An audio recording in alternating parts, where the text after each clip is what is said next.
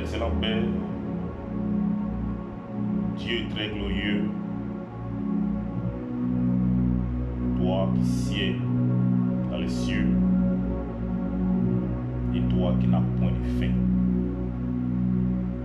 toi qui es l'alpha et l'oméga, le commencement et la fin de toutes choses, toi qui détiens tout pouvoir, toi en qui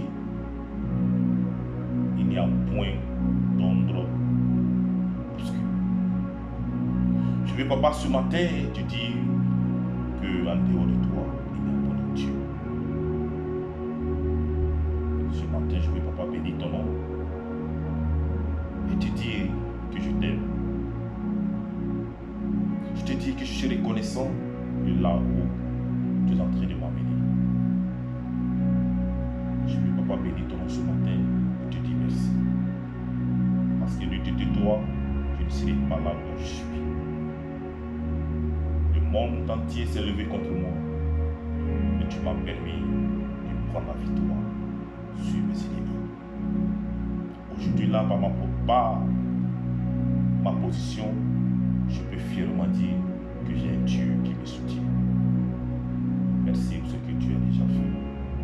Et merci pour ce que tu as encore fait. Ce matin, papa, j'ai décidé de rendre témoignage de ce que tu as fait de ma vie.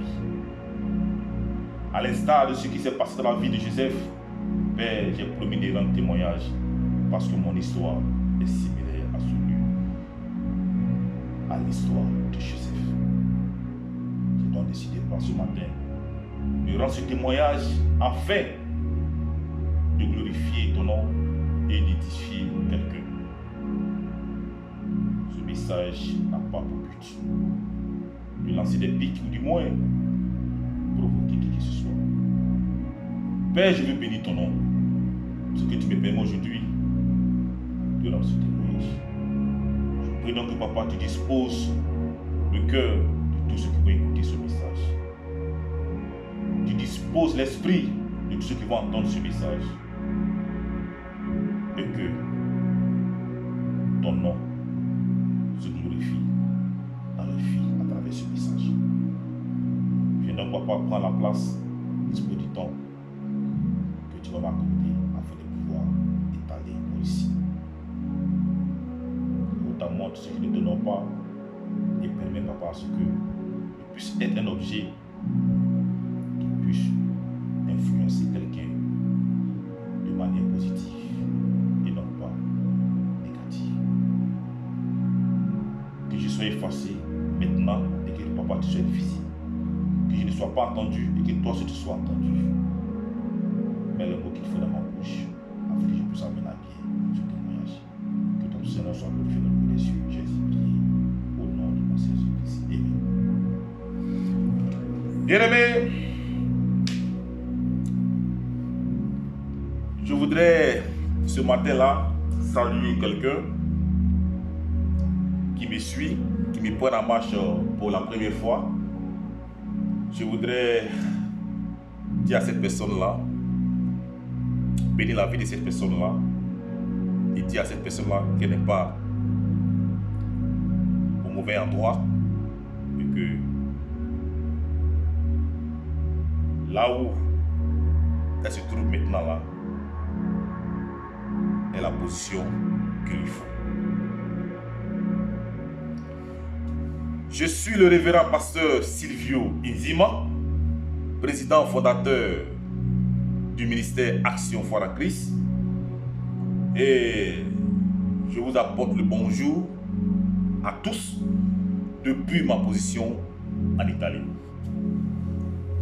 Comme vous l'avez entendu dans le précédent message, dans la précédente vidéo, j'ai promis de rendre témoignage, oui, de ce que Dieu a fait de ma vie.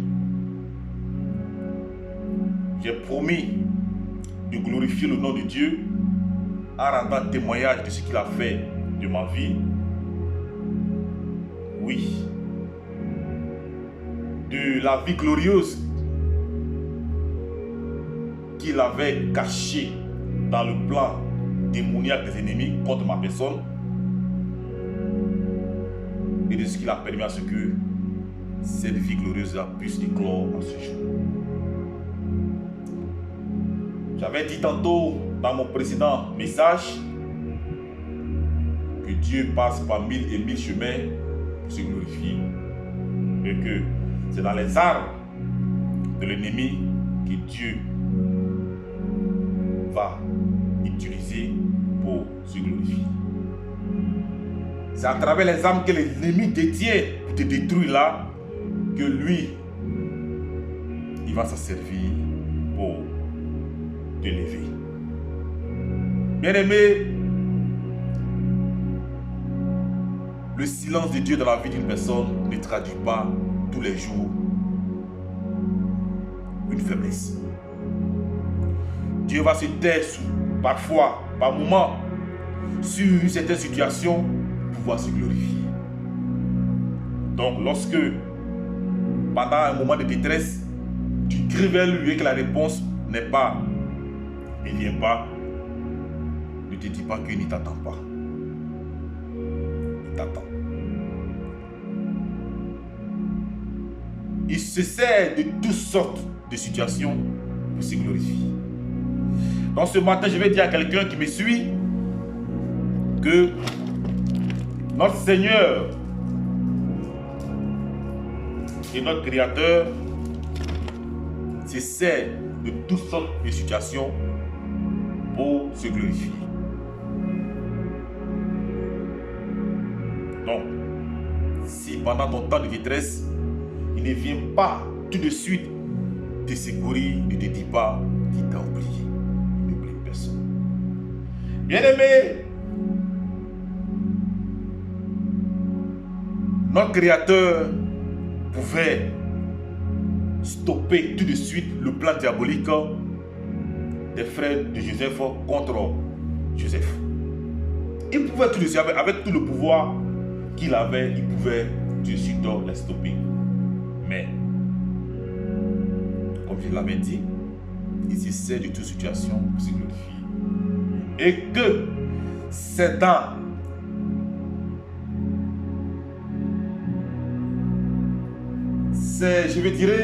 c'est à travers les armes que possède l'ennemi que lui, Dieu, il va s'en servir pour te délivrer. Si les frères de Joseph savaient un seul instant que l'acte qu'ils allaient poser à l'endroit de Joseph allait être un acte qui allait hisser Joseph à la plus haute fonction administrative de l'Égypte, il n'a peut-être pas le fait. S'ils avaient un seul instant pensé que, en conspirant contre Joseph, cela allait amener Dieu à se glorifier en portant Joseph à la tête de la plus haute fonction administrative de l'Égypte, je pense qu'ils avaient réfléchi 2 fois. Mais Dieu se sert de toutes les situations pour se glorifier. Et dans le plan caché de l'ennemi, c'est toujours la destinée glorieuse que Dieu a prévue pour toi. C'est pourquoi je disais à quelqu'un de ne pas se décourager. Je disais à quelqu'un de ne pas vraiment baisser les bras face à la souffrance, face aux difficultés qu'il traverse, ou qu'il traverse, de toujours regarder son Dieu et de mener cette vie de sainteté, car Dieu sait où il veut arriver avec cette personne-là. Tes ennemis voient ce qu'il veut faire de toi, mais ce que Dieu a prévu de faire pour toi, ça, ils ne verront jamais. Ils ne le verront jamais. Les frères de Joseph n'ont pas vu ce que Dieu allait faire de Joseph à travers eux-mêmes leur propre plan contre Joseph. Et tout le monde connaît ce qui est arrivé. Ce matin, je vais rendre un petit témoignage concernant moi-même ma vie, parce que j'ai une vie qui est un peu similaire à celle de Joseph. Pour ceux qui ne connaissent pas l'histoire, il rappelle que l'histoire de Joseph se passe à travers le livre de Genèse 37, verset 1 jusqu'à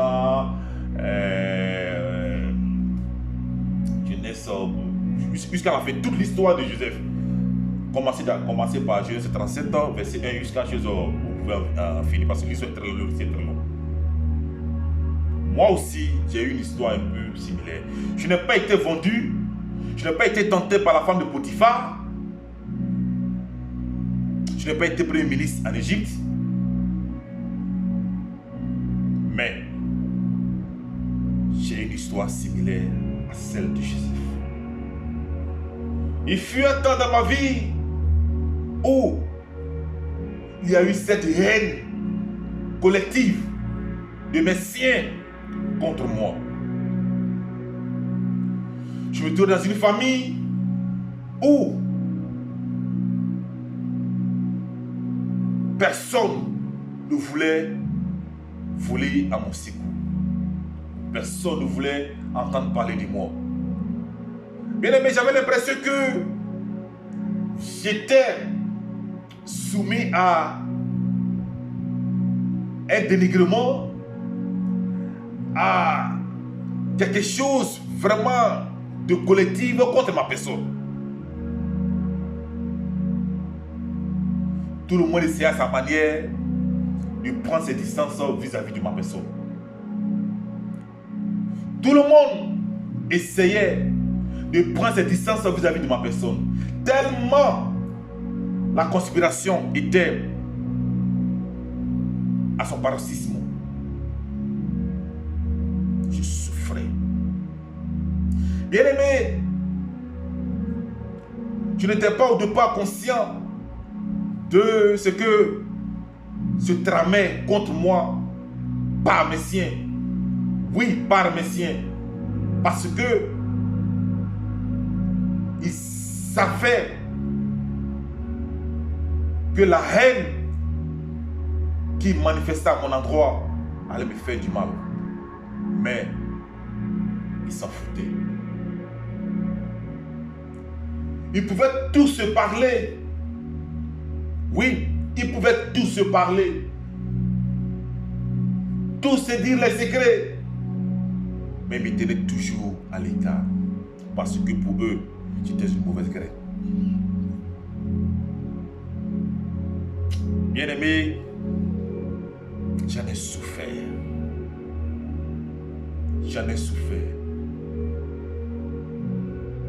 J'en ai souffert de cette animosité-là, de cette conspiration-là de mes siens contre ma personne. J'étais livré à moi et à ma petite famille. Bien-aimé, là où mon choc même s'est vu grand, où j'ai senti le plus grand choc, c'était de savoir que celui sur qui j'avais les yeux rivés, oui, celui qui était pour moi comme un père, prenait part à cette campagne de haine contre ma personne. Vous savez, lorsque vous voyez quelqu'un comme un père, oui, parce que, comme le dit toujours, l'aîné est toujours vu comme un père. L'aîné dans une famille est toujours vu comme un père. Mais lorsque cet aîné-là décide de prendre ses distances vis-à-vis de toi, à cause de quelque chose qui n'en vaut même pas la peine, je pense que là, vous vous demandez à qui, vers qui vous allez vous tourner. Parce que le père n'y est plus, la mère n'y est plus. Bien-aimé, pendant un bon moment, j'ai subi ce qui c'est que le rejet de ma famille. J'ai subi ce que c'est que le rejet de ma famille. Mais je n'avais pas abandonné de croire que Dieu pouvait faire quelque chose pour moi. Je connaissais la parole, j'avais la maîtrise de la Bible.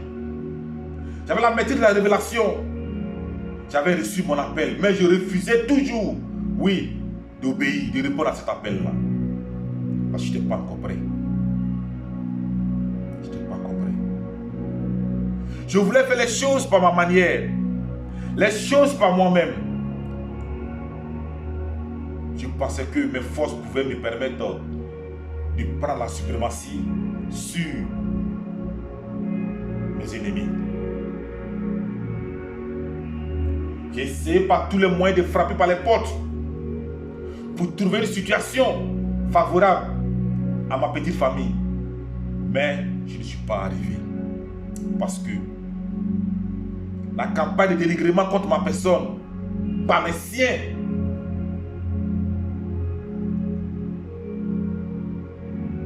était allée jusqu'à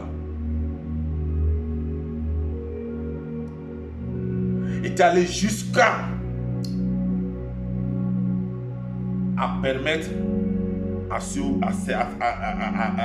que toutes les portes soient fermées.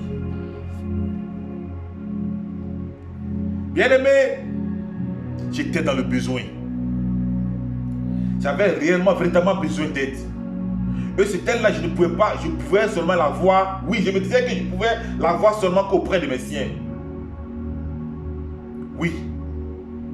Et j'étais dans l'ignorance, ne sachant pas que mes siens me voulaient, me voulaient à terre. Je partais toujours vers eux pour solliciter de l'aide. L'aide qu'ils ne m'apporteront jamais. Bien-aimé, vivre par soi-même n'est pas du tout bon. Je partais vers les personnes qui me voulaient à terre, les personnes qui voulaient ma chute. C'est vers eux que je partais pour solliciter de l'aide. Ne sachant pas que ce sont ces personnes-là qui conspiraient pour que ma vie ne puisse pas avancer. Oui, bien aimé, j'ai souffert vraiment. J'ai beaucoup souffert de cette attitude venant des messieurs. Mais comme Dieu ne dort pas, il se glorifie toujours à travers l'arme que l'ennemi va utiliser pour te mettre à terre. Il m'était arrivé un moment où je n'avais vraiment pas, où j'ai dit la situation vraiment était pénible, où j'étais acculé parce que frappé par toutes les portes, étaient fermées. Ma situation était déplorable. Je n'acceptais pas la situation dans laquelle j'étais, je voulais une vie meilleure. Mais comment faire?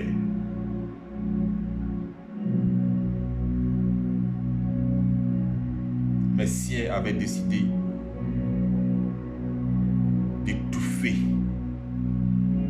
d'étouffer mon élévation, que je ne puisse pas avancer. Je dis toujours, ce qui m'a encore plus marqué fait encore plus mal que mon aîné que je voyais comme un père. Regardez ma souffrance de loin. Regardant ma souffrance de loin, il n'osait pas me porter du secours alors qu'il avait bien les moyens de le faire. Bien-aimé, je vous parle d'une histoire que j'ai vécue, de ce qui m'est arrivé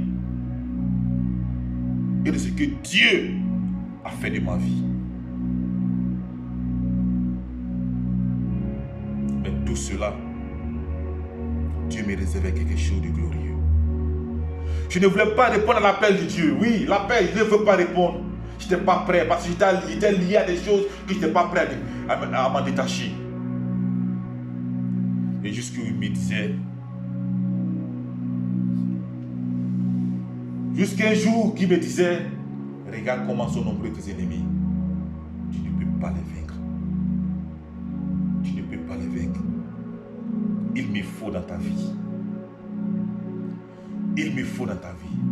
Si tu acceptes de répondre à mon appel là, je te ferai prendre le dessus sur tes ennemis. Parce que il a toujours fait la majorité avec ceux que j'approche. Je savais à quelque part dans sa parole que lui faisait toujours la majorité avec la personne qui s'approchait de lui. Et je savais. Il me dit, regarde comment sont nombreux tes ennemis. Il n'y a que moi et moi seul qui peut te délivrer de la main de tes ennemis.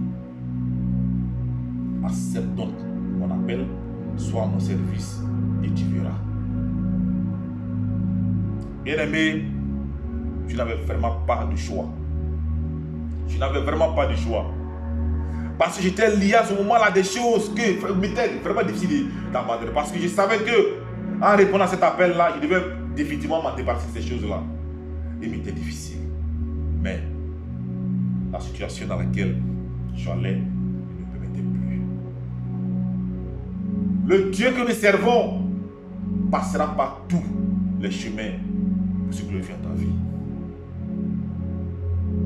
Il a suscité la haine de mes siens contre moi afin de se glorifier, afin de leur montrer que vous pouvez être 10 000, vous pouvez être 1000, mais lui et moi pouvons faire la majorité. Et c'est ce qui se passe. Arrivé au moment de ma vie, je ne pouvais plus. J'ai dit à mon épouse que là où nous sommes arrivés, il faut véritablement que nous accrochions à Dieu. Parce qu'il n'y a que lui qui peut nous sauver. Parce que même j'avais même remarqué que les quelques personnes même qui s'approchaient de moi, les quelques personnes même qui faisaient semblant d'être avec moi, ne le faisaient par hypocrisie. Bien aimé, je pèse mes mots. Ils ne le faisaient par hypocrisie. Quand tu arrives à ce stade de la vie là, tu ne peux que accepter le Christ. Tu ne peux que regarder seulement que le Christ. Et c'est ce que j'ai fait. Quand il m'a dit, si tu réponds à mon appel, je te ferai grand, je te ferai grand, je vais te lever au point où tes ennemis vont se demander comment est-ce qu'il a fait. Écris cela. C'est ainsi qu'un jour ou un matin, je décide de le mettre à l'épreuve. Je fis donc alors une prière en lui disant: si tu me permets d'arriver dans cette localité que je souhaite et que tu me permets que la situation se transforme en ma faveur, je vais te servir. Et comme nous avons un Dieu qui aime les challenges, qui aime les défis, il m'a mis au défi. Et c'est ce qui est arrivé. Bien aimé, je vais m'arrêter là pour la première partie et continuer dans la seconde partie parce que l'histoire est longue. Donc c'était donc la première partie de mon témoignage. Je l'ai mis au défi et il a répondu à ce défi-là. Parce que n'oubliez pas que nous avons un Dieu qui n'aime pas les challenges. Oui, quand tu le mets au défi, il est toujours prêt à répondre favorablement. Et si c'est passé. La suite dans la prochaine vidéo. Oui. Comment est-ce qu'il va faire pour m'amener dans la localité dont il désirait? Comment est-ce qu'il va faire pour me mettre au-dessus de mes ennemis? Comment est-ce qu'il va faire pour montrer à mes ennemis que lui fait la majorité avec moi? Comment est-ce qu'il va faire pour transformer ma vie? Comment est-ce qu'il va faire pour faire de moi ce que je sais aujourd'hui? La suite, c'est dans la seconde partie. Parce que il passe toujours par quelqu'un pour élever. Quand est-ce qu'on décide de marcher avec lui? Le Seigneur, notre Dieu, notre Créateur va toujours susciter des corbeaux pour nous nourrir. La suite dans la prochaine vidéo. Bien aimé, c'était le grand passage dans mon témoignage de la vie. Ciao, ciao.